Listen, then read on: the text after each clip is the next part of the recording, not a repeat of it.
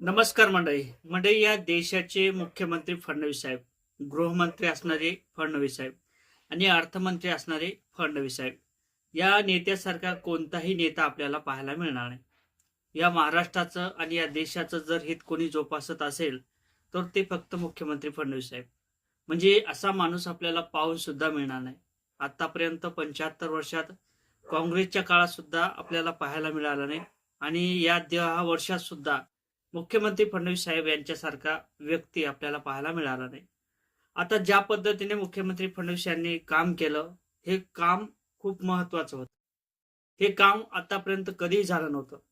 जोपर्यंत पृथ्वीराज चव्हाण हे मुख्यमंत्री होते त्यांनी सुद्धा जे काही पुण्याचं लिंक असेल त्याला विरोध केला होता.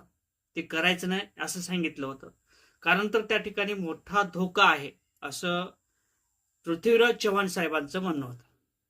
परंतु मुख्यमंत्री फडणवीस साहेबांनी हे करून दाखवलं. यामध्ये जे काही लीग असेल ती जोडण्यासाठी जवळपास 7,020 कोटीचा खर्च करण्यात आला आणि मुख्यमंत्री फडणवीस साहेबांनी सांगितल्याप्रमाणे जवळपास 200 तासाने म्हणजे 200 किलोमीटर तासाने जरी हवा असेल किंवा पाऊस असेल किंवा एखादा भूकंपासारखी गोष्ट असेल, तसं जरी काही घडलं तर त्या पुलाला काही होणार नाही असं मुख्यमंत्री फडणवीस यांनी आपल्या भाषणामध्ये सांगितलं होतं. परंतु आता मुख्यमंत्री फडणवीस यांचं जे काही तीळपापड असेल ते झालेलं आहे. एकंदरीत अनेक ठिकाणी तशा पुलाच्या परिस्थिती आपल्याला पाहायला मिळतात. अनेक ठिकाणचे पूल हे कोसळताना आपल्याला पाहायला मिळतात. कालच नांदेड या ठिकाणी काही भूकंपाचे धक्के बसले आणि अक्षरशः त्या ठिकाणी जो काही एक पूल असेल तो पूल त्या ठिकाणी कोसळला. म्हणजे त्या साईडचा एक बाजूच कोसळली. आता खरं तर भूकंप नांदेड पूर्ण जिल्ह्यात झाला. मग नांदेड जिल्ह्यात जे काही भूकंप झाला असेल ते अशोकराव चव्हाण यांच्या काळात सुद्धा नांदेडचे अनेक पुलं बांधण्यात आले होते. काँग्रेसच्या काळात काही पुलं बांधण्यात आले होते. त्या पुलाला कोणत्याही प्रकारचा धक्का लागला नाही. परंतु आपले कार्यसम्राट, देशाच्या हितासाठी निर्णय घेणारे आणि देशाच्या हितासाठी आणि देशाचं नाव हे महाराष्ट्राचं नाव कधीही खराब होऊ नये अशी भूमिका स्पष्ट करणारे मुख्यमंत्री फडणवीस साहेब यांच्या काळात जो काही आताचा पूल झाला तो सुद्धा कोसळला. मग इतका खर्च केला जातो का? कशासाठी केला जातो? हे जे काही रोड असतील ते सर्वसामान्य जनतेसाठी बनवलेत का?